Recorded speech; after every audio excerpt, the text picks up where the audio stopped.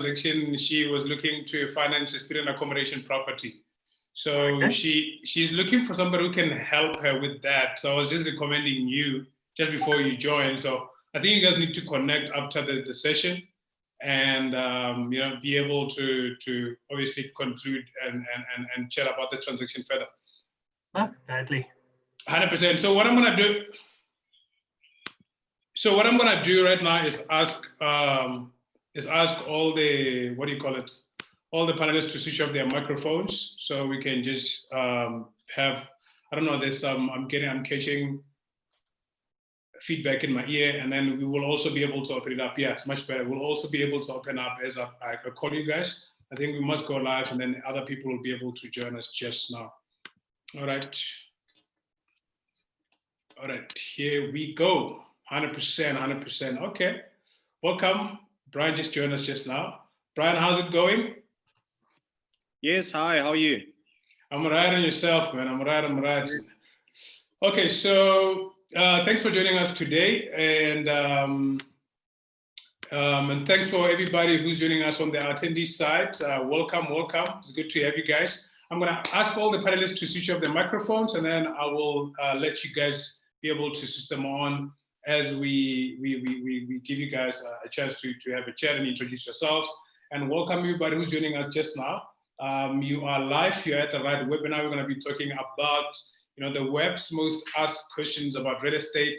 I put in this session together because we're celebrating basically the fact that the real estate sector can be able to now operate fully under alert level 3. Fazila, can you please switch off your microphone? Under alert level 3, and then that means more deals are going to be done, and that's actually good news for everybody. So I thought it would be good to have this session to also answer some of the questions that you guys have, mostly because we are all learning right now that technology has been forced to us according to the situation that we're in right now of the lockdown, and on top of that, we are forced to use things like e-learning. I'm a big proponent of learning on the internet and learning online, and I think everybody's doing that. And another thing that we're seeing is this, always the same questions that people are asking online. What they're getting though is more like general answers on how things can be done, or general answers on specific problems that they're looking for. Anton, how's it going? Hey Israel, good in you, man. Good to have you, man. Good to have you, man. So I was just asking all the panelists because I'm catching a feedback on my ears to switch on their microphones, and then we can be able to switch them on as we give you guys a chance to introduce yourself. 100%. Okay, so back to what I was saying. Thank you guys for joining us today. Who's joining us? I think more people are going to be coming in now. We had around 200 people who registered from our side. We did a lot of advertising. And thank you guys for just coming in. Just let us know where you guys watching from and who you are, where you're watching from. This would make for a very, very great interactive webinar when you guys do that. And today we're going to be answering, some of the questions you guys have. And you always Google Cape Town. Okay, we have Paul Adams from Cape Town. Paul, welcome to our session today. And we hope that we actually going to be adding as much video as we can. And thank you guys for joining us and taking your time to joining us for this session. So we're going to try to make sure that this session is much informative and interactive.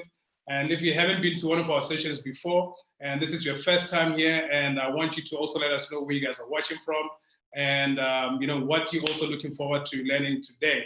If you have also, I'm just going to be doing a few housekeeping today, but for now, just let us know where you guys are watching from. And then Paul said first time and excited. Bridget, we're watching from OSD. Bridget, welcome, and thank you very much for joining us today. And yeah, we're looking forward to add as much video as you can.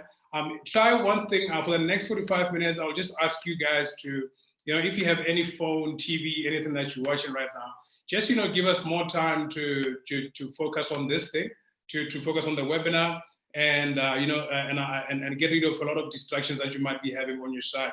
Okay, Matepe, PLK, South Africa. I'm based in Johannesburg. Matepe, welcome, and we hope you're going to be able to add as much value as we can. And I'm here with a lot of real estate players here, and we're going to be answering some of the questions you guys always Google online. And we're going to actually be putting it specifically in South Africa's perspective. And the good part about it is actually coming from experience, from this guy's experience, because they're very successful real estate players. and it's not coming from opinions, and fears, and just a lot of research that is done online. Okay, so if you just joined us in now, let us know where you guys are watching from, and also what you're excited to hear about. And we're going to be starting in just the next minute. I think there's more people who are going to be coming in now. I just wanted to make sure that everybody is here so we can, or more people are in, so we can be able to get started. Okay, so a few house rules. Okay, let me just do this quickly. Let us know where you guys are watching from, and then we can be able to begin shortly. And then I'll get into the house rules just now so everybody can be on the same page. All right, so a few house rules. I just wanted to say that the chat box that you guys use to introduce yourselves, yeah, we're gonna be using it exactly for that. You're gonna be introducing yourself and letting us know where you guys are watching from. And also if you have any technical issues, also let us know. If there's a mic, there's anything that you can't be able to hear, I would really appreciate your feedback if you let us know in there. And then for the Q&A section, let us know if you have any questions that you want us to answer in this section that we might have not covered, and then just also leave it in the Q&A section, and we'll really appreciate that. And also, if you haven't gotten the copy of my free ebook on 1,000 of aspiring investors, and existing ones have been getting that ebook, I'm also going to be leaving you guys a link in the chat box so you can be able to get that. And another thing is, when you ask question, obviously it's much better if you tell us where you guys are watching from. You're just helping us to have a very interactive webinars, because this is what we do. We're now in social distancing, and we can't just keep this thing strictly business. We have to really, really have an interactive and an intimate webinar that is very, very informative. So we would really appreciate it if you really let us know where you're watching from, and thank you a lot for that. Okay, so I see somebody saying Homuto from Nigel, want to learn about property as a whole, ITO cash flow. Thank you, Homuto, for joining us today. And then we see Danny from Cape Town. Danny Duplessis saying, okay, Danny from Cape Town. Danny, thank you for joining us today and taking your time to joining us today. And we have Janice from Johannesburg. Janice, thank you very much for joining us.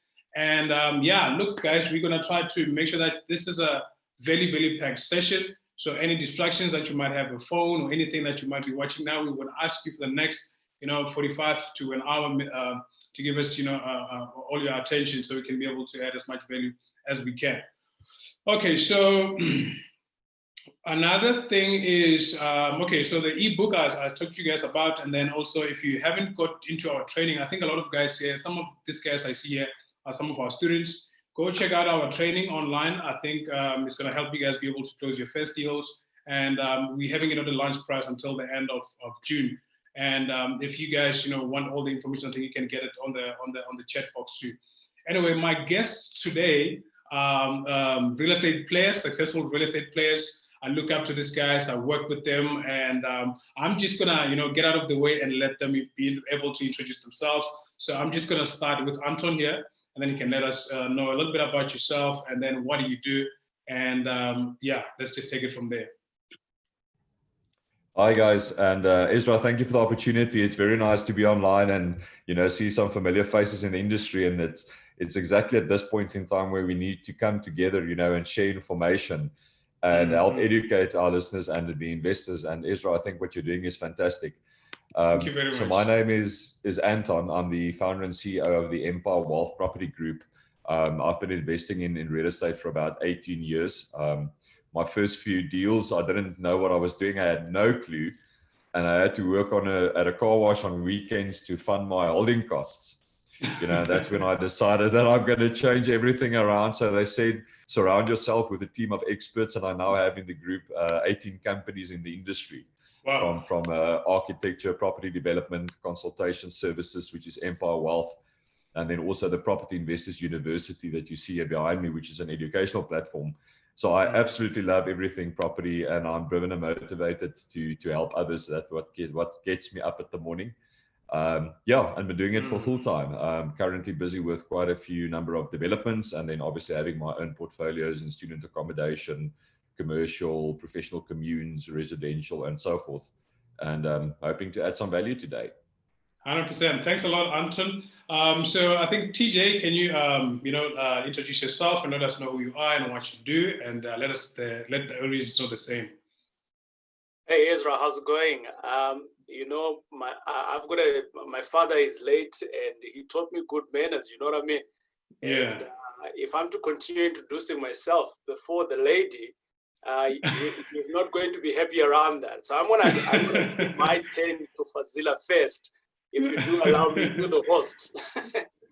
100%. Let's do that. And actually, we have another lady who's coming.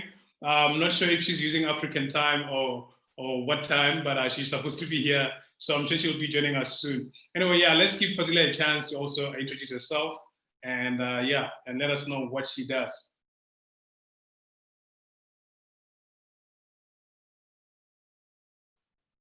Oh, Fazila, I think your microphone is off. Your microphone.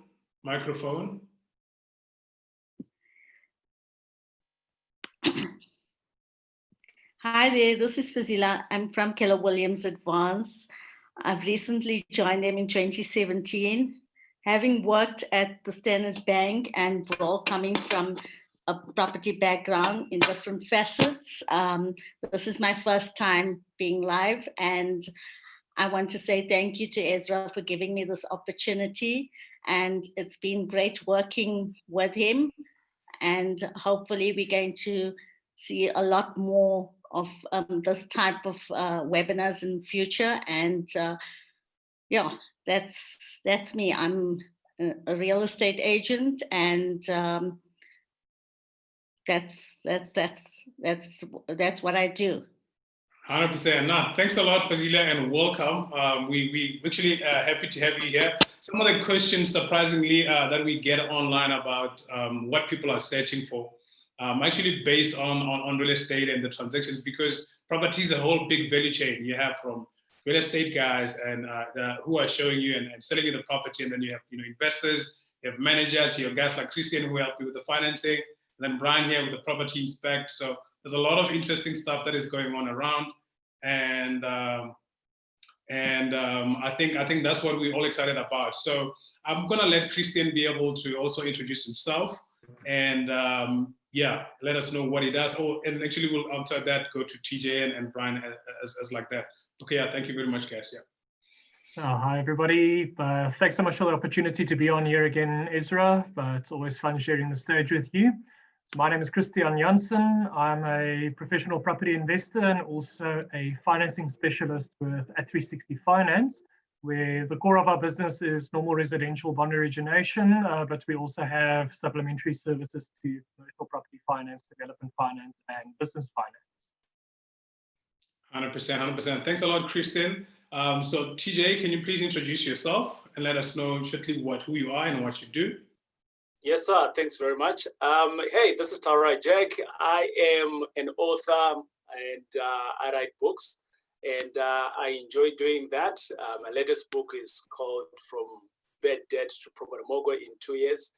And if I'm not doing that, I am doing what I'm doing now. I call it preaching the word of property, and I'm an investor myself. I have the privilege also to run the company M5 Property Addicts, where other investors, together with ourselves, we invest in commercial buildings, in student accommodation, and over and above that, we also run a school which is called M5 Property Varsity, and where people who are wanting to do what we are doing, they can also get engaged. And that's it in a nutshell. Thanks, and it's great having other people on the platform here and poke our heads, and hopefully we can add some value into everyone else. Thanks, Ezra. 100%. No, thanks a lot, TJ, for that introduction. And I think everybody can see that I've put together people who we share a lot of similar values, and these are real successful real estate players. I'm going to let Brian introduce himself and also let us know a little bit more about himself and what he does, and we can be able to take it from there. Thank you so much, Ezra. Afternoon to everyone. Firstly, thank you so much for this honor and an opportunity to be with everyone. I see a lot of familiar faces. Anton and TJ, who I've learned a lot from as well in my real estate career. So it's really exciting to be here.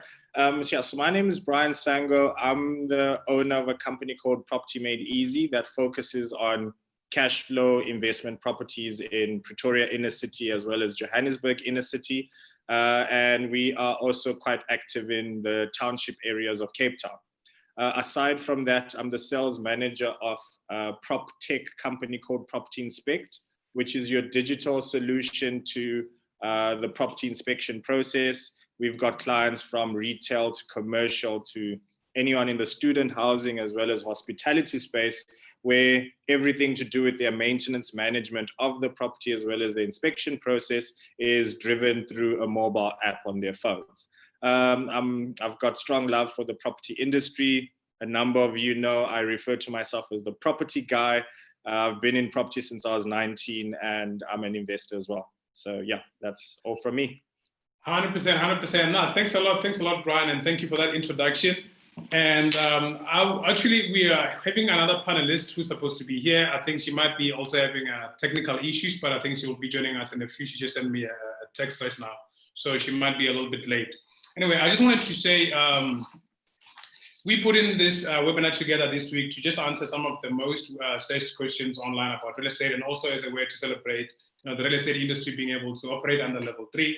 And in this discussion, we're going to be touching on some insight and wisdom about some of the most searched question online, and if it's the best time to invest in real estate, because that's the biggest question I've been getting right now. People are saying, okay, there's the coronavirus here, there's this thing going on, the economy, everything is just uncertain right now. Is it really the best time to invest? And by the end of this session, I hope that my panelists here will be able to help us answer that question in more detail, and you guys can have some clarity on that. And then some of the changes that we've seen also happening due to this pandemic right now is we have the good, the bad, and the ugly, but I'll be focusing on the good and a little bit of the bad. I don't like too much talking about the ugly. I think we've been touching on that in the previous sessions. And if you haven't been in any of our live streams since back in April, every Thursday we've been doing live streams with real estate investors and experts and also finance experts every week to touch on topics from effects on COVID-19 on the real estate market, to benefits of green real estate investing and prop tech and everything in between. So if you haven't been able to be part of those sessions before, I would encourage you to go check our YouTube channel and be able to get access to that. So today we're going to be focusing mainly on these common asked questions. Some of the changes that we're seeing is the lowest interest of all time, which is good news. And I've seen an article this morning saying, actually, this is the lowest interest rate in the past 35 years. So on private property article. So I think you guys can also check that out. And also, we've seen that this office just opened recently. However, I just got an update yesterday that they closed because they detected like another COVID-19 case. That just happened recently. So that's the bad news. But I think at the same time, we are all expecting some property sales to be stalled a bit because of that. And also, the transfers and the clearances are going to be delayed a bit because of what's going on right now with COVID-19 and people working with skeleton stuff in their departments. Then another thing that we saw is between January and March this year, bond registration at the D's office went down by 5.6% from this time last year, and transfers decreased also by 10.5% in the same time period. So I know this number sounds very bad, but at the same time, this is just an opportunity for us to learn how to start, negotiating and closing deals from home, doing interactive sessions like this where people can network. That's why we encourage to do like a very, very interactive, session. And if you have just joined us, just let us know in the chat box where you guys are joining us from, and obviously what you're looking forward to learn. And we try to make this as interactive as possible because we all have forced to adapt because of what's going on right now. And who would have thought in just a few months that, in the mid of 2020 in June, this is where we would be. And I think, all of us didn't expect this to happen. But at the same time, the best trait of successful people is actually just being able to adapt. So I just want to get a little bit of into today's session, and which is answering the web's most, searched question about real estate. And then I'm going to be giving panelists,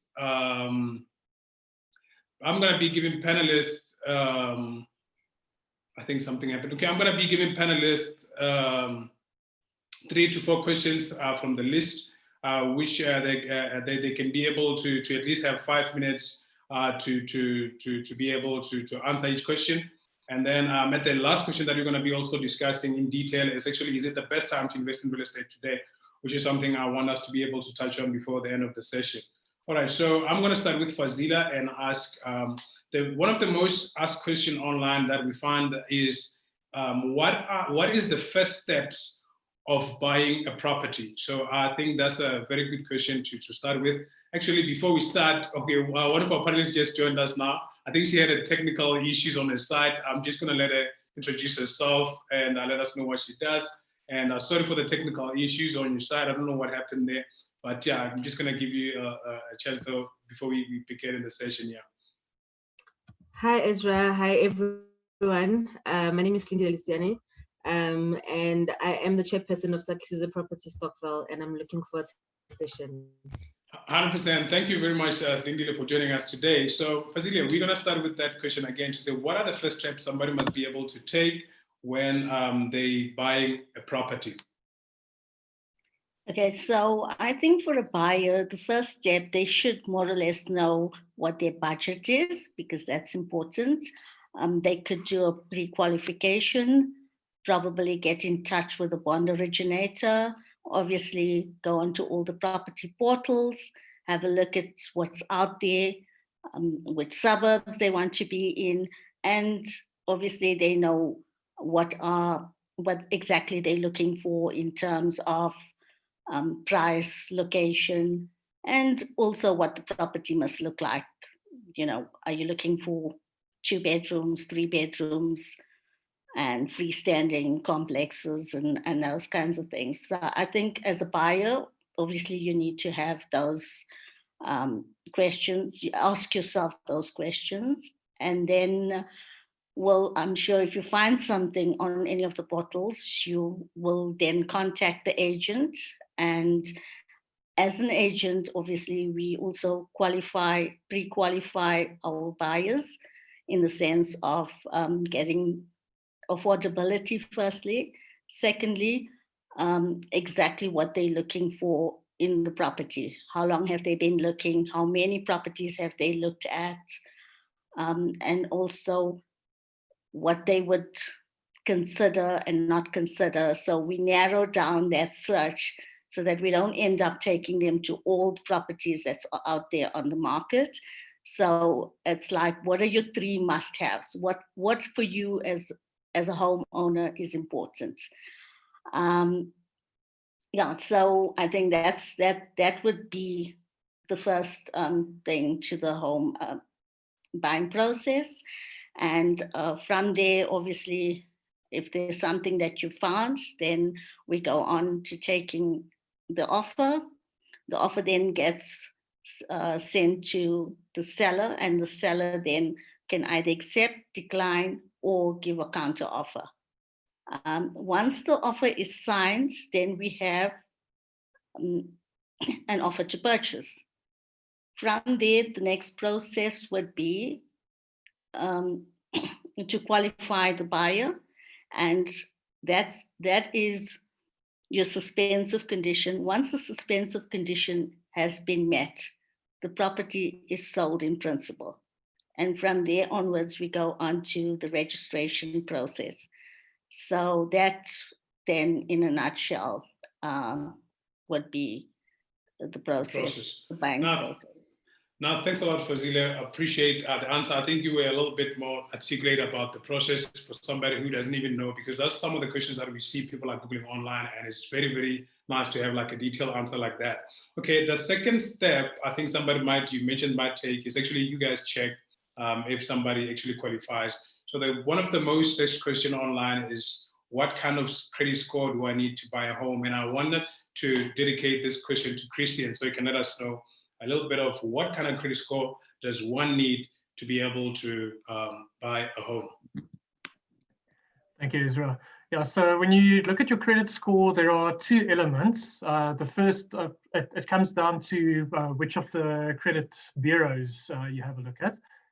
All of our credit inquiries that we do as a company gets done by Experian, And there you have to have a score of higher than 640. It's a scoring system out of 705. Where when you look at TransUnion ITC, your score has to be higher than 620, but their score runs up to 999. So it really depends on which credit bureau you make use of, but you're welcome to have a chat with me if there are questions about that. And that's just the bank's way of looking at how you conduct your credit. Point one, do you have a track record? Point two, are your payments done timeously and on time? Because when that doesn't happen, if you make late payments, you may find the banks being more wary about extending financing to you. Even if it's your first home you're buying, they will project how you're going to conduct that credit obligation based on what your existing transaction history is. Thanks a lot, Kristen. Thanks a lot. And I think the third question is going to be going to TJ. He's just actually asking because of one of the things that we're finding online is people are saying, okay, I need to familiarize myself with the terms that I need to know before I buy property, you know. So, and also the second, coupling that question with at what age is actually the best to buy a property. So I would think that's the question that I find, that I wanted to ask you. Yes. Cool, thanks a lot. So let me tackle the first one, which is pretty easy. At what age can I start buying? Look, I started buying properties in my early 30s, and it was just by default that I needed somewhere to stay, right? But because I'm an investor, I'm going to answer that question from an investment perspective, right? What is the right time for you to be starting saving or making sure that your future is good? I think the time is now, right? So at whatever age that you are in, I'm of the view that you already need to start now. If I look at it, I've got one of my nieces, she is 21, she's just started off a new job. And I've been of a great advocate to say, look, you're getting paid X and you qualify maybe for 200,000, start now, right? So there is no right or wrong time. It's about you, what is it that you're wanting for your journey? And if you've missed 21, that's okay too. You can start wherever you are. You know, that's what I would say. The earlier you start, I'm always kicking myself in the bum that, you know, I started much later. The earlier you start, the easier it becomes easier for you, actually, because now what you've just done is you've created this big pocket for you into the future. For instance, if you are buying, let's say, using debt, using money from the bank, as Christian has just suggested here, it basically means that that debt, by the time you get to 40, given the example of my niece here who's 21, by the time you are 40, that property is paid up and you can do whatever you want to do. In 10 years' time, you've got 50% of the equity on that property and it is appreciated. So by the time you get to 30, there's quite a lot that you can do with that. So that's the first answer there. The second question, which was your first question, Ezra, is what are the terms that are out there for real estate? Wow, there's so many of them. There's so many of them. I think the way I would like to answer this question is that whenever you are meeting a Fazila, right, she is going to give you what is called an offer to purchase. That's the first thing. You need to read that offer to purchase. If you're not so clear about it, ask a person like Fazila, what does this mean? If I don't do this, what does that mean? So find the pros and the cons of all of this that the offer to purchase is talking about. Then the second part to that is we want to include, Fazila spoke about conditions, special conditions that you can include. Obviously in that document, they are not there. You as the person who's buying needs to put in those conditions. And again, we can start today and ride to Cape Town and come back and still talk about special conditions. They are very property specific. For me as an investor, I would want to put in things that protect me as an investor. If I get money, if I don't get money, I want the seller to do something I don't want. So the first point really that I would say people need to do is get educated. If you get educated, you now know all these special conditions. You now know all these terms that comes with it. You're going into the game knowing exactly how does what term apply to me? How can I use it to my advantage or to my, or how does it work in my disadvantage? What's going to happen? So always making sure that you're working within your parameters so that at any given time you're protected. Because the offer to purchase is very, most offer to purchases are kind of like supporting both sides, but you can craft it so that it supports your side and it allows you to do that. So the terms, there's quite a lot of them. I don't think that we have enough time for us to actually to cover it, but you know, you've got some education that you've given in a book. Anton has a school. There's a whole lot of information that is online. I think where I'm going to press on is to say, educate yourself so that you know these terms and you're comfortable with them. And if you're not, ask the questions. There's so many platforms out there where you can ask those questions and it can be addressed. Yeah. No, thanks a lot. Thanks a lot, TJ. I think the main thing there is actually get educated. And if you just joined us, also check in our checkbox and see we have a free ebook on some of the things that you need to know when you're investing in your property, and we can also help you be able to close your first deal. I think this question now is going to be going to Slindile, and I'm just going to couple them together because I think they're both relevant. Somebody might say, okay, I need to buy a property, and should I sell my current home before buying a new one? Because my current home might not be, an investment, because it might just be a home which I'm paying every month. And this time we're actually discussing a little bit more investment. Then the second one is, what if, the offer gets rejected when somebody's putting in an offer? What would you advise there? Okay, so the question is around whether you should sell your home before you buy another one. So it really does depend on your circumstances. I think as TJ was alluding to earlier, where he was saying that his niece is 21 and she must just start maybe with a 200,000 rand property. She might, as a young person, be comfortable to live in that area, but later on may want to upgrade to a different suburb as she moves up in her career. So in that instance, it would really depend on what your goals are. So from an investment perspective, you may say, for example, I want to keep this property that is my starter home and then move on to the next one. So now you start earning income from the first property that you bought as initially your primary one, but now becomes your investment one. But you may also look at maybe your affordability and say you can't afford to pay for both properties for whatever reason, and you're not even interested in investment. So you need to understand your circumstances and your income and what is it that you want to achieve in the long run. A lot of people sell their homes before they buy the next one. Others keep it for rental and then they move on. So it really does depend on your circumstances in terms of what is it that you want to achieve in the long term. So obviously, if you're looking at assets, at property as an asset that you want to hold in the long term, then it would make sense for you to keep your property and then rent it out and then purchase the next residential where you're going to live. So in terms of how it would work from an offer perspective, what you can do is in your suspensive conditions, when you're putting an offer for the new home, you can say that this is subject to me being able to sell my current home.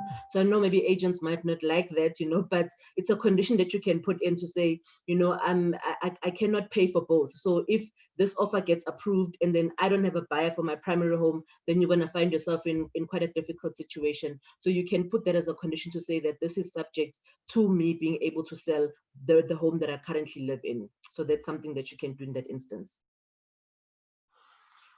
I think the second question was, what if my offer gets rejected when I'm putting in the offer?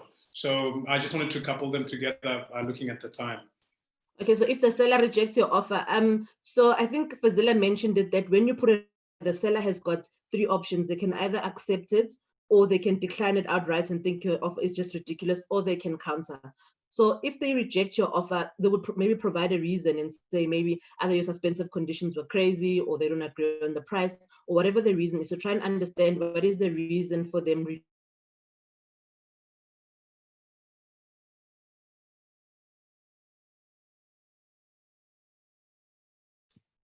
Okay.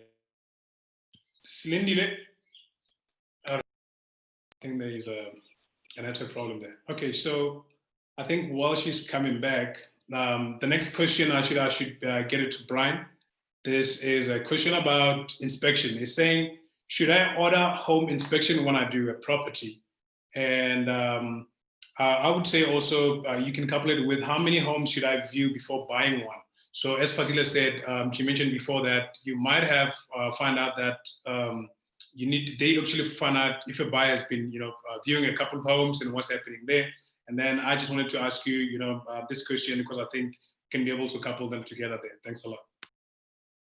Okay, thank you, Ezra. I think I'll start with your second question, which is how many properties do I need to buy before, do I need to view before buying? There's definitely no formula to that. I think like Fazila touched on, it's all about each individual knowing exactly what it is that they're looking for. Be it if there could be a number of factors that your ideal property needs to have. So it's you having that conversation with yourself, as well as any professional practitioner that's probably holding your hand throughout the process. What needs to be in the vicinity? Am I looking to be close to schools? Am I looking to buy, to rent? There'll be a number of factors that will help you arrive at whatever it is that you're looking for in your property. And when you've now outlined what you're looking for in your property, then just simply don't compromise. So view as many properties as possible. Yes, I know a number of agents, if you're maybe dealing with one particular agent, may get a bit frustrated with you and think you're not a serious buyer. But if you're looking for something specifically, then don't stop until you find it. If I want a certain shoe for myself and it doesn't fit me, I'm not going to commit to the third pair that I find simply because I feel under pressure to commit to a shoe. I will wait until I find what I'm looking for. And then the first question, you touched on inspections. Sorry, was it more about the importance of one or? Actually, the question was, should I order home inspection when I'm buying a property? Okay, so by law, it's not really something that you need to do. It's a lot is still happening around that, because the property inspection process in South Africa is fast becoming a standalone industry, which is why we've seen the fast emergence of a number of inspection companies as a service provider. The importance, however, of having someone, in fact, of having a third party do the inspection themselves, as opposed to your agent that's facilitating the sale, or your seller or buyer, is the fact that you will get someone who's a bit more neutral, because it's highly important to try get an expert who's going to identify any problem or snag areas within the property on your behalf before you commit to it. Because there are certain properties that could be laid out and presented in such a way where there are certain defects that will not be visible to your naked eye as a buyer. Why? Because maybe it's clearly not visible, or secondly, because you're just not really well versed with understanding what a property structure is supposed to be made up of. So I'll definitely recommend that please do ask anyone to come in and give you their expert opinion in terms of conducting the inspection of the home, because you want to safeguard yourself at the end of the day. I think home inspection is something very, very important, because there's a lot of things that can go wrong, especially if you're new to home buying or property buying. So you need to be able to check that, especially if you're buying a distressed property, because I think one of the questions that we have on our Q&A, which we'll answer at the end, is about distressed property. So I think we'll go that into detail at that much later. So this question is for Anton now. This question is about questions that somebody should be asking a realtor when they're buying a house, and also, can buyers and sellers talk to each other? So these are the two questions I wanted you to be able to touch on. So the first question is, what questions should I ask a realtor when I buy a house or property? Then the second question is, can a buyer and the seller talk to each other? Thanks, Ezra. So the first question is what questions should you ask a realtor when you're buying a property? Now, be conscious that you might not always get the answer. right? But it's important to ask that question because you always want to know the why, because the person is selling, and then use the why to close the deal, right? For example, and also at a great price. So once again, putting it into an investment perspective, what I do quite a lot is, let's say that I see an opportunity which is from the outset looks like a good investment opportunity. I would make sure to find out why that person is selling. And one example of a recent deal I did is it's a young family and they were relocating overseas. So they were moving overseas. So they couldn't buy a property overseas until they've sold this property, right? So what I then agreed with them, because I found out the why, is I said that I would finance their moving costs, sorry, not their moving costs, their deposit to buy a new property offshore if they gave this property to me at a discount, right? So from an investment perspective, it's very important to ask to get behind the why and use that to close the deal. When you're buying a property for primary residence or for end use purposes, you would definitely also want to know the why, but you would want to know, is there anything wrong with the property, right? Because I think there's a lot of buyers that don't ask that question, and if they don't ask the question, neither the agent or the owner or the seller, and Fazila, just correct me if I'm not right, but is obliged to tell you that, right? So you need to know what that property entails in its entirety, right? And then if you don't get an answer that you want, then do a property inspection via Brian and make sure that you get the correct information. So those are, I think, the main questions that you should ask, either from an investment point of view, as well as from an end user point of view. And then the second question is, can the buyer and the seller talk to one another? So very importantly is that the property broker or the estate agent represents the seller, and they fulfill a very important specific purpose in the transaction, right? Is to facilitate the transaction between buyer and seller. But legally, you're not allowed to talk to the seller, right? And that would very much be dependent on what the reason for you, the reason is that you would want to talk to the seller. And then obviously be respectful of the agent if the agent is selling the property, and work via the agent and ask the agent if they would facilitate a conversation with the seller if there's a valid reason to do that. From an investment point of view, I don't buy a property if I haven't spoken to the seller, even if it's a property broker mandate, because once again, I want to understand that why, and the why is not I want to sell the property, the why is I'm selling the property because I want to relocate overseas. So that then gives me the tools to know how far I can push the deal and at what price to solve the why for the seller. But absolutely, buyer and seller can legally talk to one another, but just respect the agent if the agent facilitates the process. 100%. No, thanks a lot, Anton. I think that also in respecting the agent is all about integrity, because you want to be building relationships. You're not trying to, cut corners and destroy relationships in the long run. Okay, so because of time, I'm just going to be asking one more question each. I'm going to be giving you guys 3 to 5 minutes to answer it very quickly, and then we can be able to open up the Q&A for everybody else who's attending here. So if you guys have any questions specifically that you guys want answered, please type them in the Q&A box. And also, if you haven't got our free ebook, you must also go into the chat box and see if you can be able to grab yourself a copy. Otherwise, I wanted to say that, okay, another question I'm going to start with Fazila again is, this is a question I also found interesting online, is, can an estate agent lie about other offers? So that's a very interesting question. So I'd like to hear your opinion on that.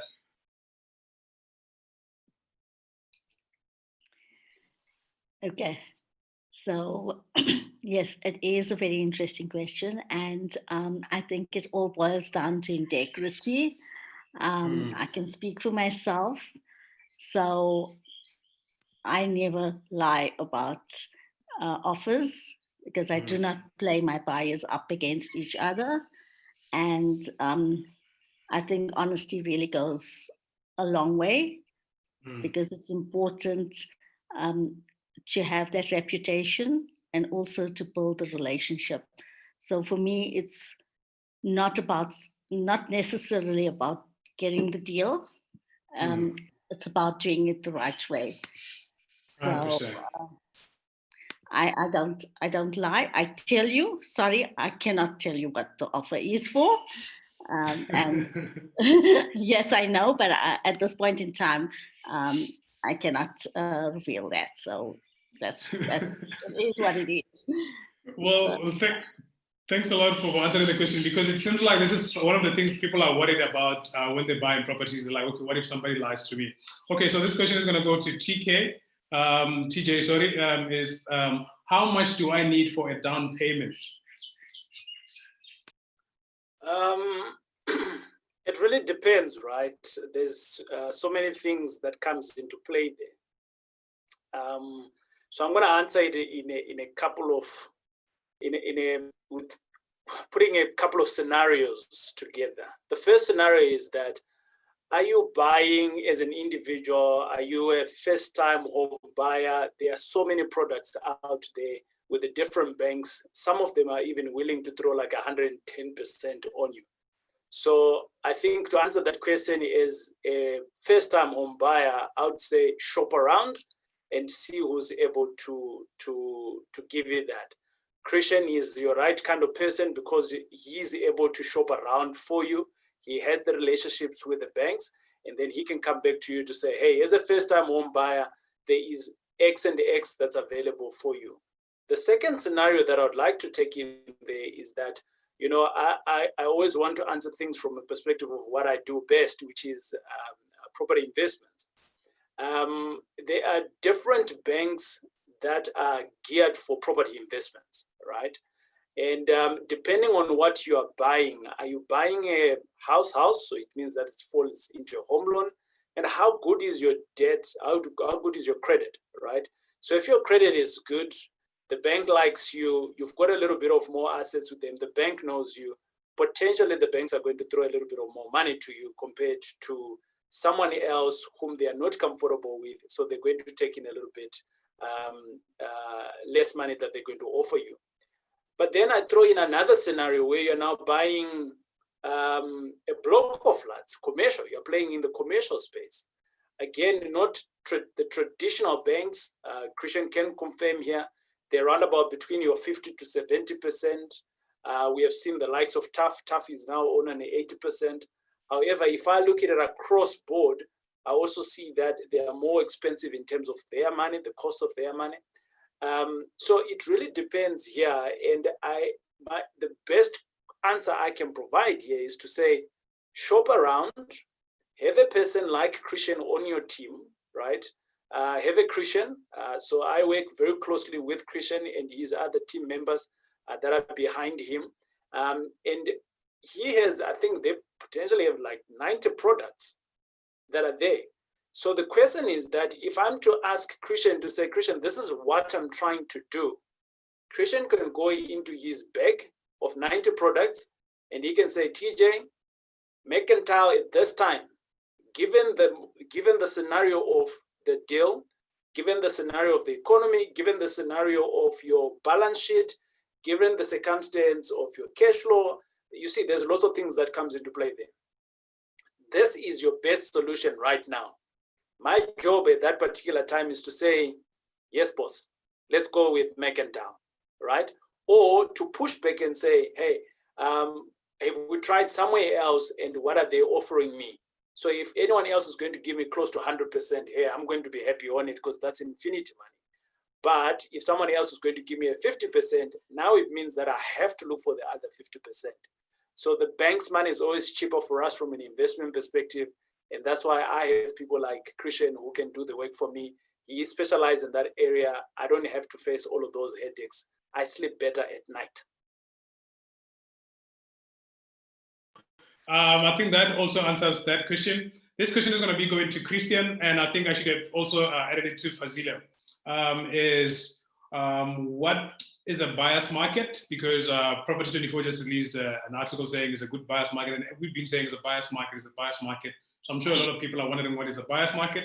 And the second one is, how much do I need to pay an agent to help me buy a house? So I just think I missed that question. I should have asked it to Fazila, but it would be good if you just can cover that because you're also an investor and you have some experience on that. Yeah, so in short, buyer's market is whenever there's more stock in the market than buyers out there. Because that means, I mean, it's basic economical principles. The higher the demand, the higher the price if the stock is lower. But now we're in the inverse, there's a lower demand and a high supply of stock. And ultimately that gives you the opportunity to negotiate your price down. I mean, typically with the property investors that I work with, and Ezra also with a lot of the people that you mentor, I've found they negotiate the price down at least by 10 to 15% on initial asking price. And you've got the opportunity to do that. If you find somebody who is in dire needs to sell a property, you have free reign to negotiate price. And if they don't want to accept your offer, you can move on to the next person. And you've got freedom and free reign to shop around at this point in time, just on account of the fact that there is so much supply out in the market. And Fazila, do you want to add something to that?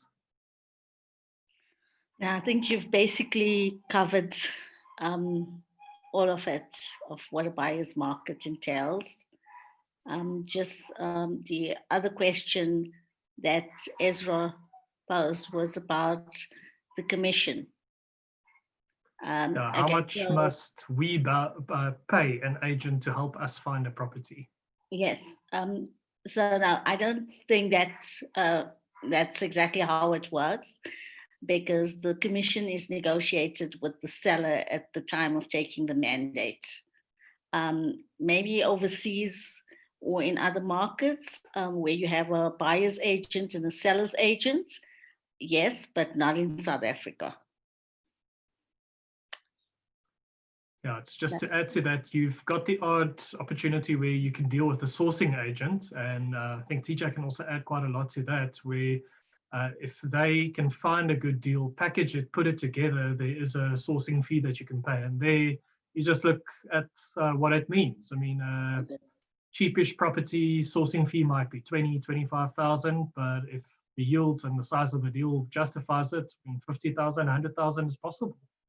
That would make more sense for your commercial or investment type of properties where the buyer doesn't have the knowledge. So yeah, that's true. Actually, yeah, true, Kristine, you're right about that, because that's also something that we teach our students to say, if you want to start with no money, that's actually a good way to start, by sourcing a property, finding a good deal, and then connecting it with a buyer. And I think this will also be answering Tobila's question, who asked in the panel step, but we'll go to the Q&As just in a bit. Okay, so the next question is going to be going to Slindile, and this is a question that we also find online. I'm going to just couple them together because she couldn't be able to answer all the questions that we had previously. The first question is, how long can the seller take to respond to my offer? And the other one, which is I found funny, is which is the best month to buy a property? So yeah, I look forward to your response there. Okay, so in terms of how long can a seller respond to your offer, you can put that as in your offer to purchase. You can give them as long as you can want. You can give them 24 hours, you can give them 7 days. Really, it depends on how you structure your deal. So that really is up to you. And if you're working with an agent, they can advise you in terms of, what are the realistic timelines. But you can put that, you can even put 24 hours or 48 hours or 7 days or 14 days. It really does depend on what you put in your OTP. And then the second question, Ezra, please repeat the second question. The second question is, which is the best month to buy a property? Any month is a good month, hey? So really depends on your finances and what you want to do, January, December, June, anytime is tea time, really, as long as you are ready. And so yeah, there's no like really opportune time. It's really about finding the deal or finding the property that works for you. No, thanks a lot for the elaborate response there, Celine. Okay, so this question is going to be going to Brian, and then we're going to go to Anton, and then we open up our Q&A. So quick one, and I see a couple of people are raising hands, so if you also want to be answering some of the questions, you can also raise hands, and we'll go to the guys who are raising hands a little bit later. Question for you, Brian, is do I need a funnel walkthrough before I buy a property? That's the question there. And then how many, okay, just also couple that with how many months does it take to buy a property? I think that's also another important question that we should also answer in this session. Okay, so first question, do I need a final walkthrough? I'd say, yeah, definitely, because you obviously just want to keep a close eye on the property that you're buying. Perhaps you viewed, I don't know, 3-4 weeks ago, and you only then got either your finance approved after quite some time, or you finally committed to an offer to purchase and it got accepted after some time. So it could certainly be advisable for you to just have a quick squiz, walk into the property, see exactly what it looks like again, because anything can happen, you know. We've had a number of scenarios where the condition of the property is now extremely different at the time that you walk in after it's transferred into your name, and you're now querying to say, oh wait, but this is not what it looked like before.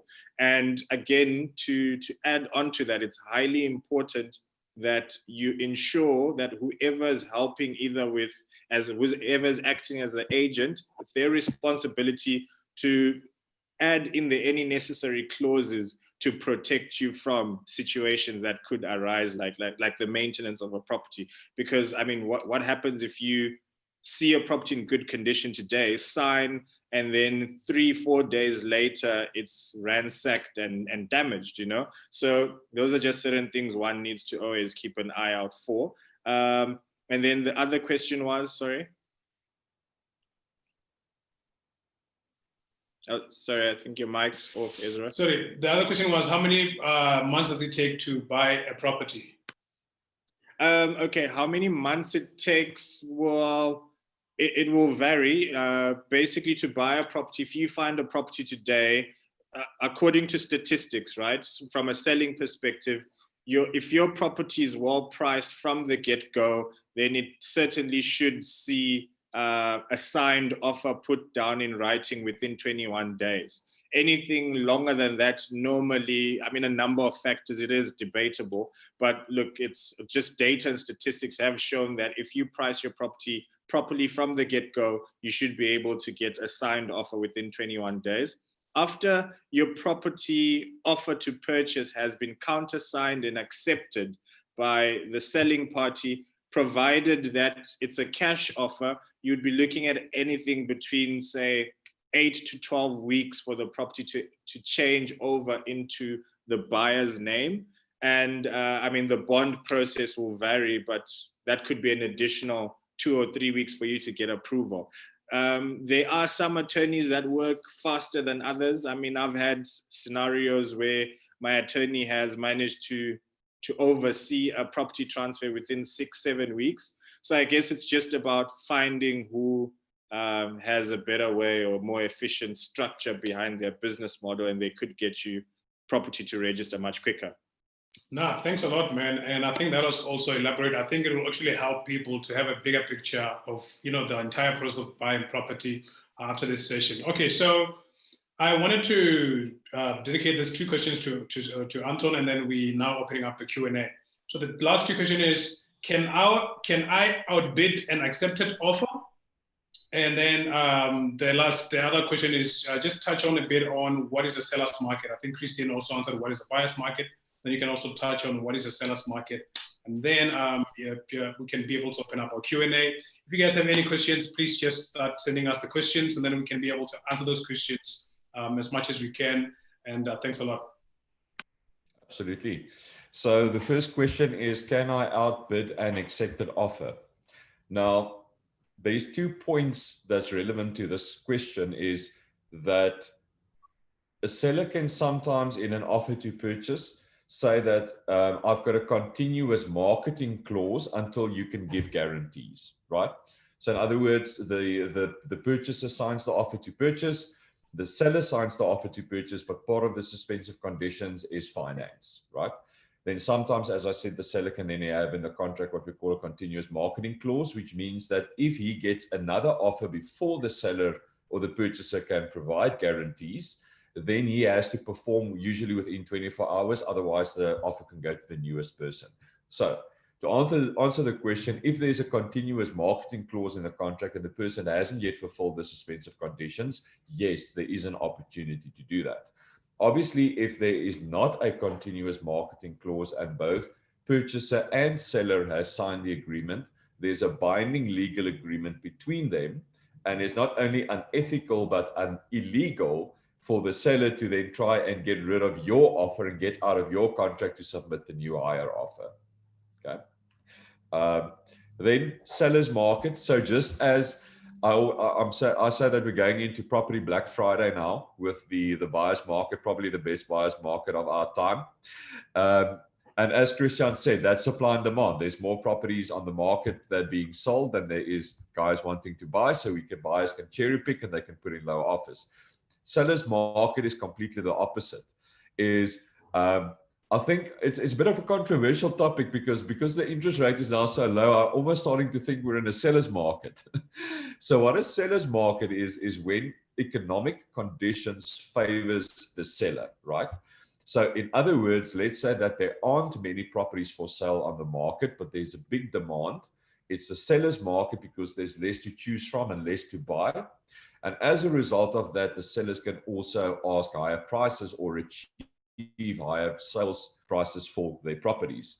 Now, one thing which is very important, and I think if there's one thing that I want to leave the listeners with today, is that we've got macroeconomic conditions, right? So as a whole, on a macro level, we're currently going into we are in a buyer's market.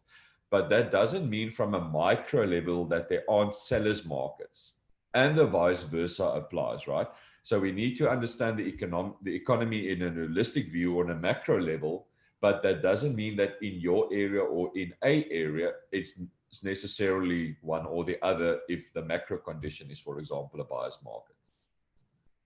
So as a pointer, lastly, obviously we're currently going into, like we said, a buyer's market. If you can, ride out the buyer's market, wait before you put your property on the market if you can, because of the state of the market at the moment, you are going to get lowball offers.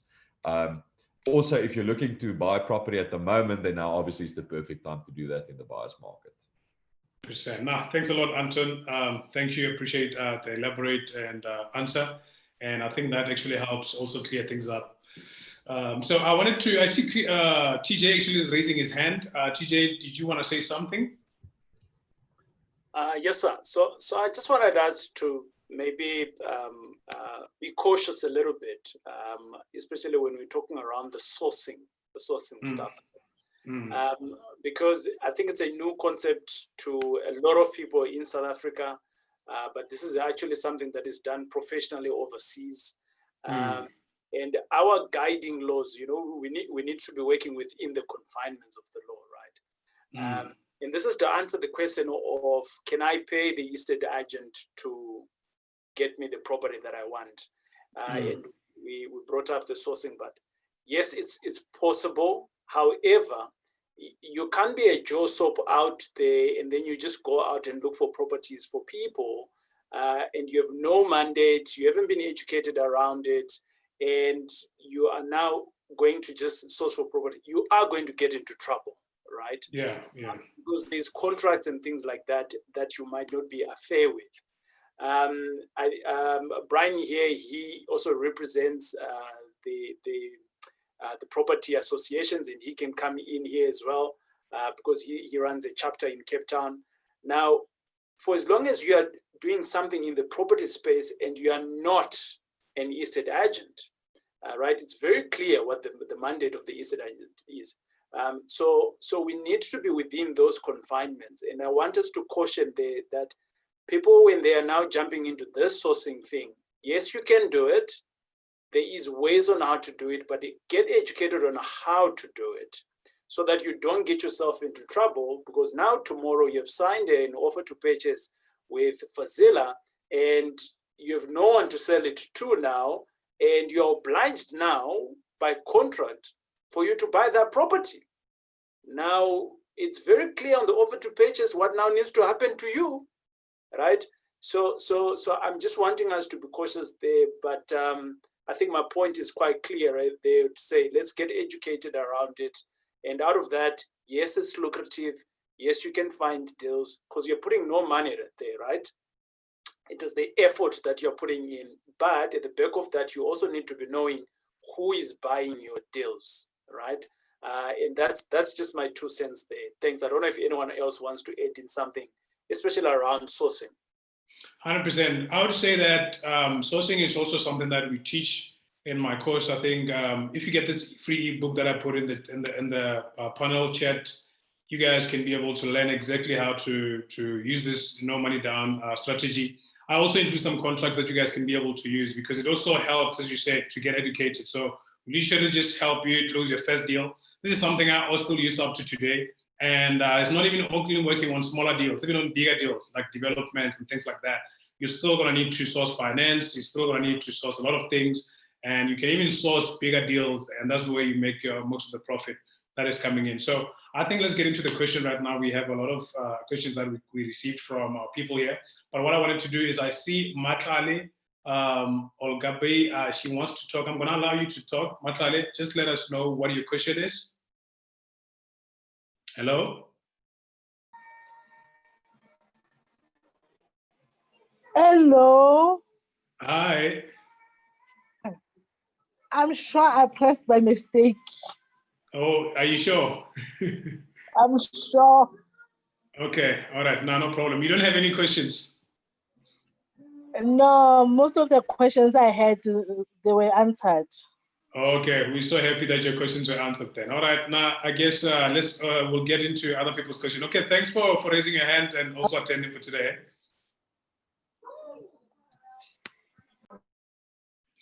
Okay, guys, so I think we have another question from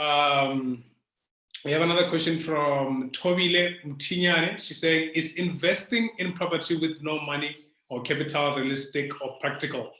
Okay, so Tobile, I think TJ just touched on that. That is one of the strategies you can use on investing in property with no money. Is basically just doing the sourcing and connecting buyers and sellers. I think also if you get this ebook that I'm giving you guys here, is also explaining some of the strategies. But I'm also welcoming any panelists also to raise their hand and be able to answer that question specifically about investing in property with no money. So what I'm also going to be doing is some of the questions are not assigned to anyone.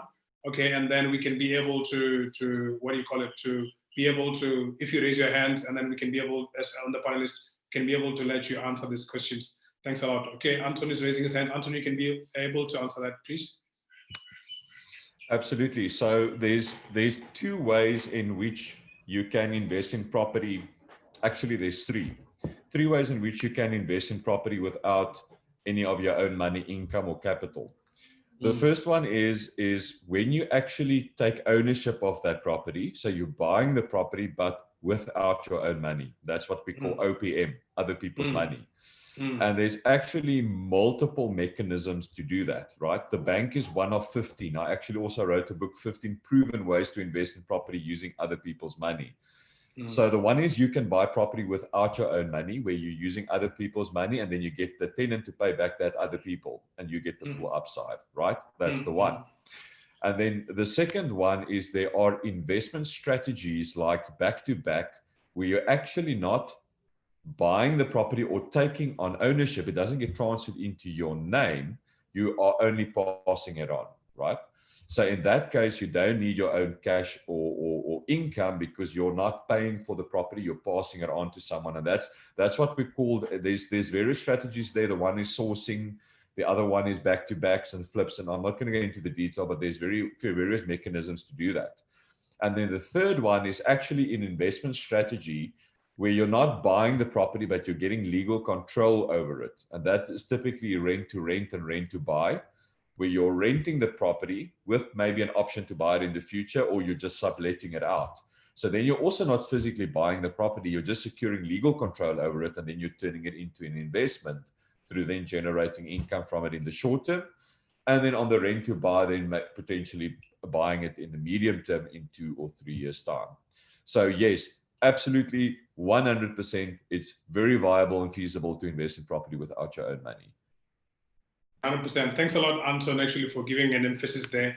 And I think, that the more people familiarize themselves and educate themselves, the more, they get familiar with all these strategies. And that's why we have these sessions. And also, I encourage you guys to also read a lot of information that we provide. Go check out Anton's book about 15 ways. Go also check out my book here that I'm giving you guys. And also go check out this course that we have that we're helping you guys close your first deal with no money down.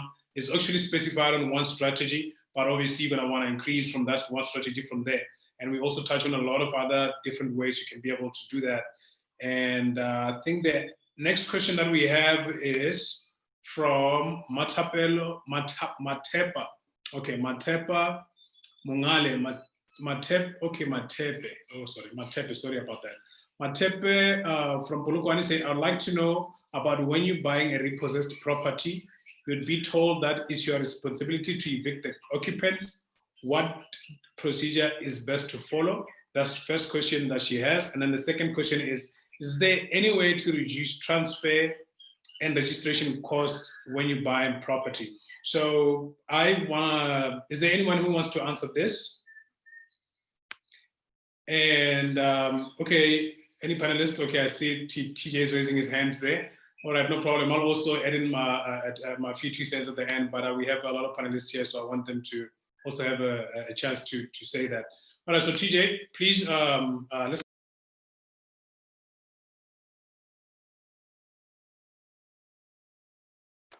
I think let me answer the later part of the question there around transfer fees and things like that. And then I'll let the eviction for someone else. So the transfer fees, right? Remember, you're working with attorneys, right? And for me, I have actually learned to just we work with 3 attorneys. For all of our transactions, we have 3 attorneys. The one, she works in our team, and then the other 2, they are our standby in terms of what can we do. All of our work that we do goes through into that pipeline, okay? What am I doing here? Number 1, I'm creating a relationship with the company, okay? Number 2, I'm giving them consistent work all the time, right? Number 3, if I start having these 2 things here, I have a relationship, does it not now warrant a little bit of a discount, right? Over and above what could have been the normal discount, right? So when you're starting off, yes, you might just be able to be paying premium, but I always say to people, if you're doing this on a serious basis, right, and you're buying all the time, it is important that you have people that you work with, and you're talking about transfers and things like that. Get to know your attorney, see what can they do for you, approach them directly, and see for that particular transaction, what is it that they can do for you. However, there are certain things that they cannot discount, right? So money that's going to SARS, things like that, that is stipulated, but they do have some money on top of that where they can be able to cushion you, provided, you know, what kind of traffic you're bringing through into their business. So it's all about relationship. So property, guys, it's not about brick and mortar and the numbers. For me, it's the other way around. It's about the relationship, the warm, fuzzy person who is behind it that I can exchange value with, money and transaction and resources. And that's where you actually start making a little bit more money. And you can make money by saving here. So we're always talking about making money, you know, when you're buying, or should I say, when you're also renting out your property or when you've bought. But you can also make money by doing savings, because now you're savings, but you're consistently giving your attorneys more work. So they are no longer out there looking for work. So which means that they are also saving on their marketing, because you're also giving them continuous work. So it's a ripple effect here, if I may answer it that way. And I'll leave the evictions for someone else. 100%. Okay, so I think Brian wanted to answer that, but I just wanted to add on what you're saying is, at the end of the day, as an investor, as a business person, your key thing that's going to be keeping you in business is relationship. So you want to be sure that you're building relationships with the right people, and also they align with you with values. You know, they're trying to also help you grow as a business, because some attorneys actually can give you business. They can tell you that I got a lot of properties from attorneys who say, okay, we had a client who's disposing an entire portfolio, and I think this is a good fit for you. You can come and meet up with this guy, you know. And that's how I get a lot of business. I can get a lot of business from my power team, from my architect, you know, all of those guys who I'm working with my professional team. and I can get a lot of business from Kristine or anybody else who might be, on my team to say, okay, I have a deal, I have that, and it can be able to help you. So it's all about building relationships, just to emphasize on what you say. And I think that those relationships also allows you to be in a point where you can be able to negotiate some of the fees that you pay. Because if you're doing, let's say you're doing your own property portfolio, and then you're doing 3 transactions there, and at the same time you have a consulting business or sourcing business, now you're doing a lot of transactions through other clients, you can also be able to negotiate, because you're bringing, as you say, traffic. You can be able to negotiate a good price on your attorney fees. I think that can help a lot. So Brian is also raising his hand. Brian, I'm going to give you a chance. I don't know if you want me to repeat the questions or you already have something specific you wanted to answer. No, I still got the questions. Okay. I just wanted to add on. So yeah, I mean, look, there's definitely power in strategic collaboration, power in the right type of relationships, and negotiate. Just never feel too shy to negotiate. Put your best foot forward and say what you want to say. I think one thing I've learned in the property space in all parts that I've been active in is no one is in the game to read your mind. So speak your mind and at least give someone the opportunity to say yes or no. So if it's your attorney, speak to them, say what it is that you want. And yeah, like TJ touched on, your traffic and your business support will most likely warrant some form of discount along the way. Another thing to touch on was around buying a property where some form of eviction needs to take place. I think this goes back to a few other questions that we touched on earlier on in the session. And on this part, I just want to highlight the fact that when you are buying a property, ask all the questions that you want to ask. One of them being around occupancy. Understand who's staying in the property. Don't just assume that it's going to be one walk in the park just because someone who's the registered owner has agreed to accepting your offer and you get overly excited and forget to ask who's staying in the property. There could be a scenario where the parties are divorced and the other half of the marriage does not want to vacate from the premises. That's something that happens. Or there are tenants that are not paying and will not willingly walk out. And it's a good and a bad thing. So the bad thing about such a scenario is you not being aware that there's a problematic person occupying the property that needs to be evicted. The good thing about it is in a scenario where you find a property that you're interested in and you're told that there's an issue with the current person staying in the property, is that probably will give you much more room to use to your negotiation. I'm certainly going to put in a very, very low offer on a property where I'm told I need to take up the responsibility of dealing with whatsoever the issue is around who's occupying the property. And that goes back into relationships. It's highly crucial for you to have the right type of relationships with people that wear different hats within the property space, because any person that's probably been investing for a while will know that he's got 2 or 3 people on speed dial who can handle any eviction sort of issues. He's got 2 or 3 people who can handle any property inspection issues, 2 or 3 people who are well versed in the electrical, stuff. So if you know for a fact that there's an issue there and you have the right relationships in place, then that's actually a goldmine opportunity for you, because now all you just simply do is use that to your advantage to get that price to the absolute bare minimum that you can, knowing that you've got guys in your corner who can handle that for you. So yeah, just ask the right question and then take necessary action. 100%. I think you actually been more like, very, very, how do I put it? Very, very elaborate and detail on how to deal with it. And I think everybody who's watching this session today, they're going to be able to know exactly what to do. But I would recommend them to also get somebody to help them along the way, because some of the things you might have even been able to cover from there. And some of the things are going to need some experience to be able to work around. And before I go into the last question also, I wanted to say, this question was specifically with regarding to repossessed properties. I would say before you buy that property, call your attorney. I was involved in a transaction like that recently. where I was buying a property that had like, tenants who were delinquents inside. And what I did first was actually go on site and see if I can talk to these guys.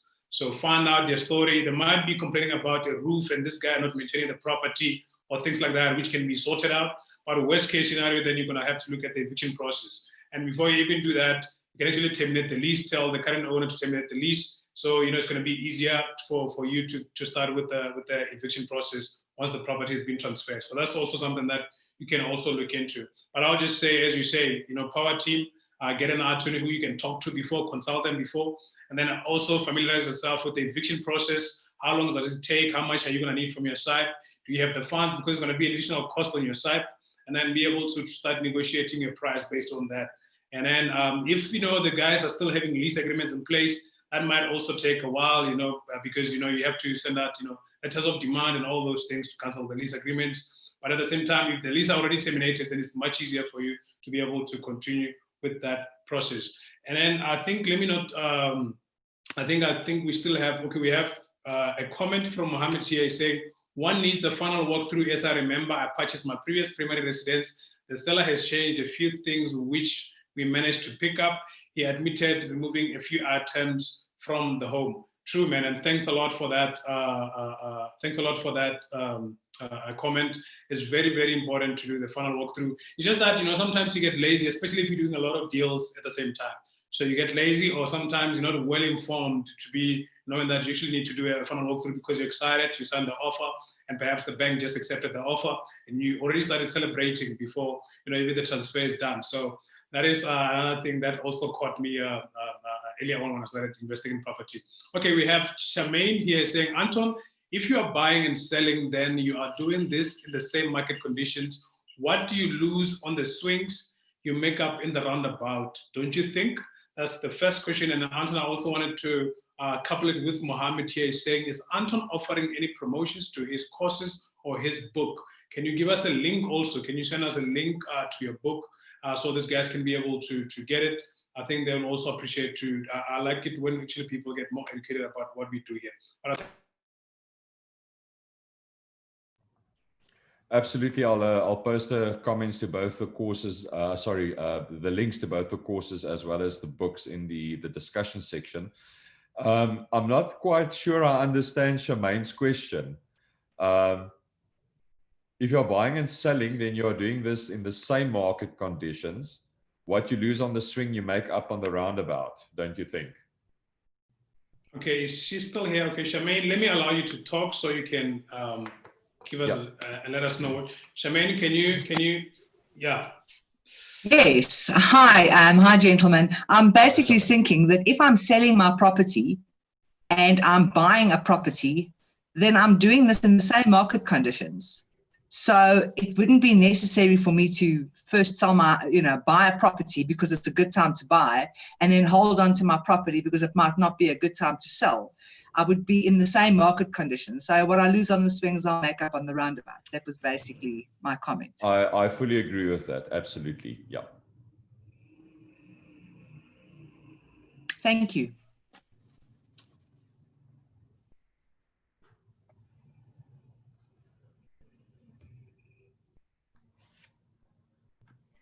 Ezra, you're muted. You're on mute there, Ezra. Oh, thanks a lot. Thanks a lot, Charmaine, for that comment. We have questions from YouTube. I think we're going to be also checking out the questions here. There's 3 questions. One of them saying, as a buyer, how do I know if the amount of the property is being sold is lower than the initial offer? How?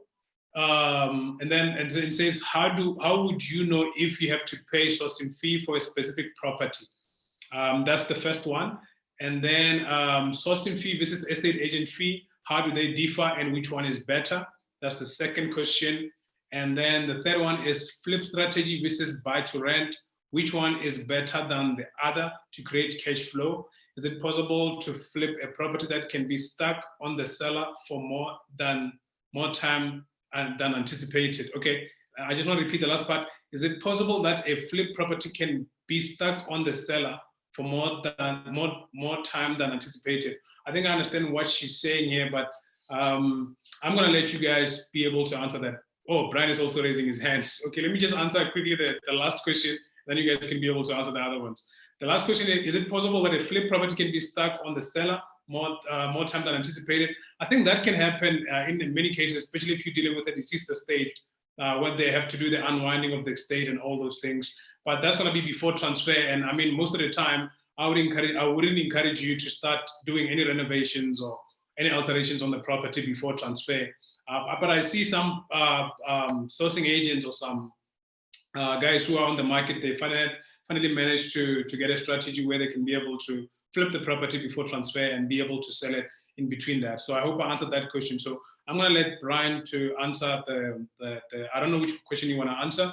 And then anybody else who also want to be able to answer one of these questions, you're welcome to raise your hand and I'll let you know as you can be able to answer the question. Yeah, thank you, Ezra. I found the one quite interesting around which one is better, the estate agent's fee or the sourcing fee. I think like TJ touched on earlier on, it's still a very tricky scenario where I mean, I don't know from what angle the question really is coming from, whether it's someone that's been buying actively and just wants to be made aware of who they're paying, or whether it's someone that actually wants to make an entrepreneurial opportunity out of sourcing as a way of breaking into the market, which is great. But like TJ touched on, it's highly crucial to just remember the laws of which we find ourselves in. First and foremost, in the estate agent is governed by the Estate Agency Affairs Act, right? And this is a body, meaning they have to be registered under the Estate Agency Affairs Board. They need to have a real estate license that they renew annually and so forth and so forth. And so basically what I'm trying to highlight is the fact that they need to be mindful of that. Secondly is to maybe clarify as to who's being paid. Perhaps when you find an opportunity, because I'm trying to assume this person is just asking from a buyer's perspective. So when you see a property that's on the market, then simply ask, what are my other additional costs aside from the asking fee? It's at that point that the conversation is probably going to elaborate as to whether Joe Soap wants an additional 5,000 Rand for having found that property and whatsoever. So there isn't really a better amount between sourcing fee and agent fee. It's really all about the offering itself and you understanding whether that covers everything that's meant to be covered. The estate agent's fee could be 1%, 5%, or 10%. But if you still have a willing, happy buyer and a willing, happy seller, then it's really not a deal breaker as to who's making what and what they term their fee to be. They could call it a brokerage fee for any, it'll still mean that, yeah. Just to also add on that, I think you're right. But another thing is, I think the person is actually asking from a buyer's point of view to say, who can I be using there? But I wanted to say also that you must also understand that most sourcing agents, we teach them to buy properties off market, and then meaning that it's going to be perhaps directly from the seller. And that means that there's not going to be any estate agent fees, because sometimes it becomes a little bit higher when there's an estate agent involved, especially if you're going to be paying an estate agent fee and a sourcing fee. So that is also another thing that you can also keep in mind when you're making that decision. Then the second one too is, obviously the estate agents also have a different way of the way they present their offer to you in comparison to what a sourcing agent is going to be doing. Because sourcing agents are going to be going into the numbers, determining investments, what you guys are going to be getting, and all those things. And most of the estate agents that I've dealt with and that we know, they do the advertising of the property, they do the viewing, and they're concerned more about what the property is going on, but not selling it as an investment per se. So if you're looking for investment purposes, I would say you want to have a sourcing agent as part of your power team, so you can be able to scale your portfolio much quicker. So I think TJ, also I'm going to let you in on that, so you can.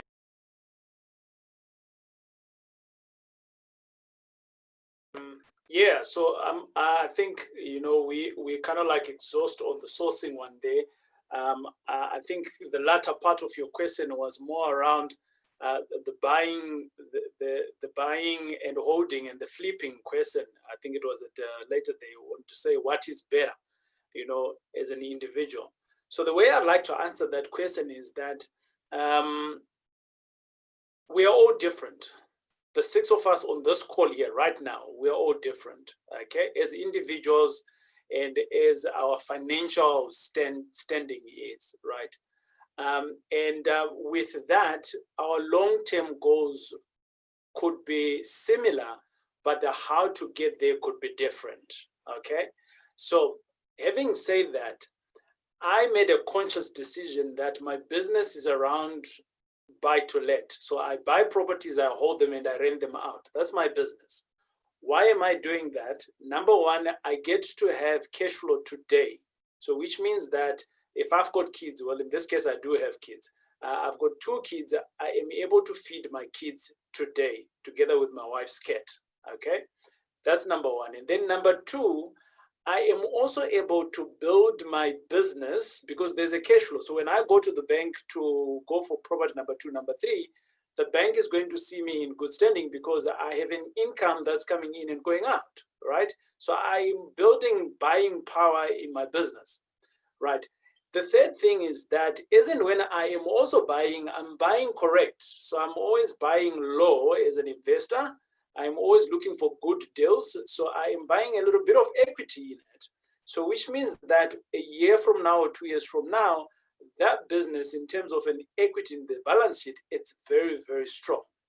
Why am I doing that? I'm building a business that underlines a solid asset base. That's what I'm doing. Okay. Now, 5 years from now, could I be now sitting in Cape Town and I'm on the beach and I do nothing for the rest of my life? The answer is it's very possible because now my assets are working for me, right? That's my goal. Anton on the other side could have the same goal, but he's in Cape Town right now, so he doesn't need to have the lifestyle that I'm yearning for because he's there already, okay? Now, he might say, well, you know what? I want to get the same results, but I'm going to do it. I'm going to flip properties, right? So I'm going to buy and, yeah, Anton, show off, come on. So he's going to buy properties and he is going to be flipping them. Maybe right now, Anton's got another business that is giving him the income that he needs to survive today. So he doesn't need what I'm doing.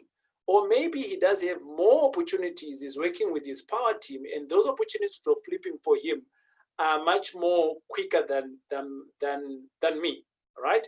So for that example, you would see the 2 of us, we are on the same journey. We all want to get to Cape Town on the beach, right? But the how of it is now different, right? Could we still be exercising it in the same exercises? I think the answer is yes. So who are you? What is it that you're wanting to do? And between those 2 strategies, and by the way, buying and holding and flipping is not the only strategies.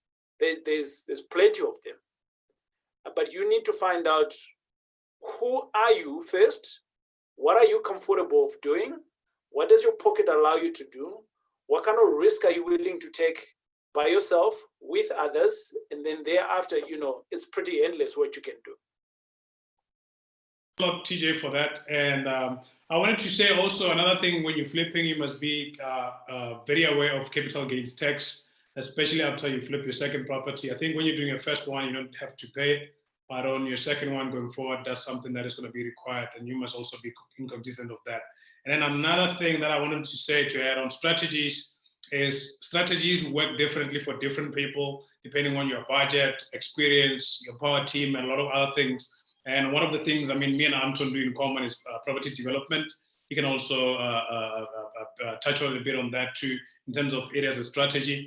But I would say that for building wealth and cash flow, you want to be able to use buy-to-let properties. And then flipping also can help you with short-term cash flow, but you mustn't be doing the flipping where you're going to have to wait for the 24 weeks for the property to be selling or 36 weeks for property to sell, and you're fixing it up. You can still do that too, which is fine.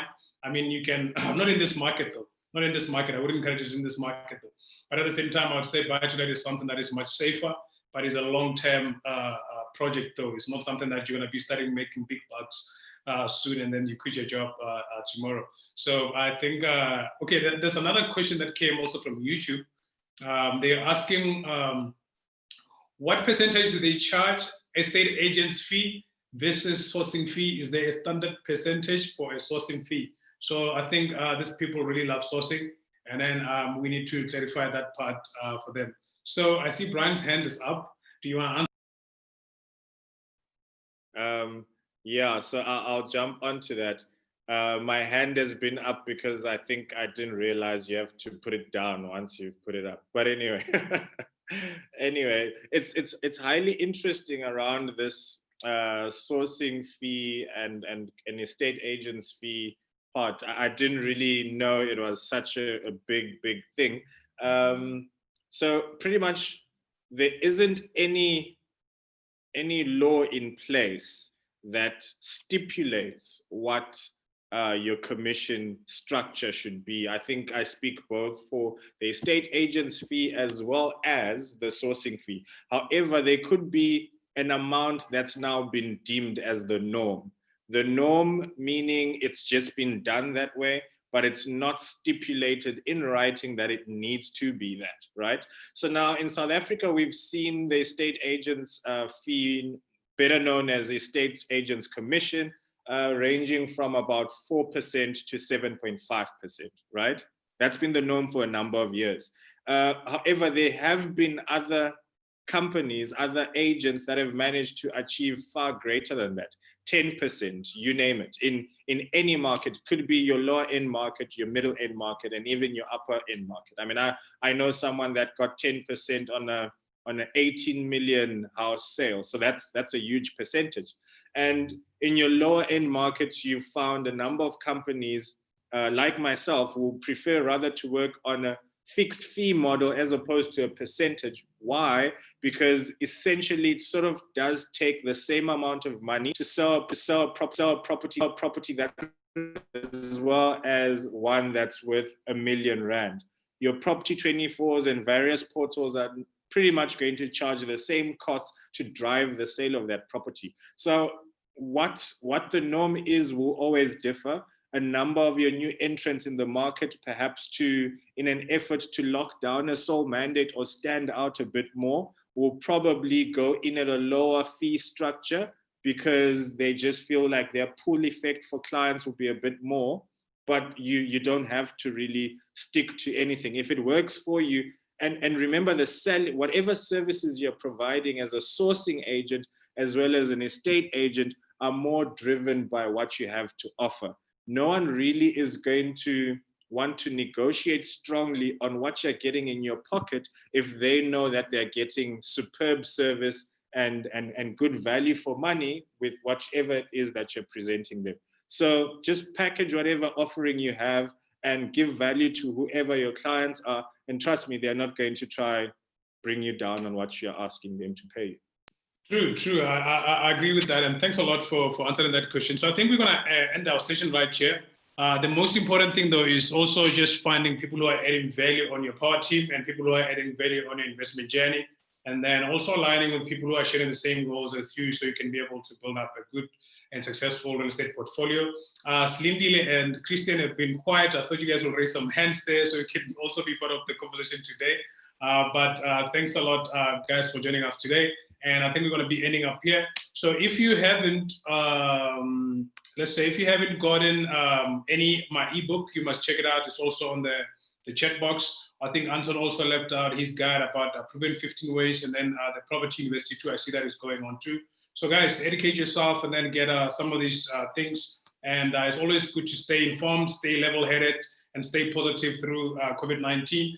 The question of is it the best time to invest? I think we already covered that about how the market is going right now. So thanks a lot, guys, for joining me today. And if you guys have any more questions, find me on social media, send us an email, and then we'll try to answer as many questions as we can.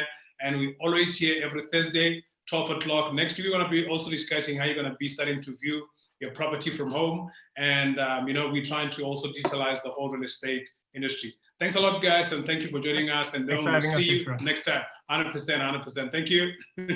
Thanks, everyone. Bye. Bye. Thank you very much. Cheers.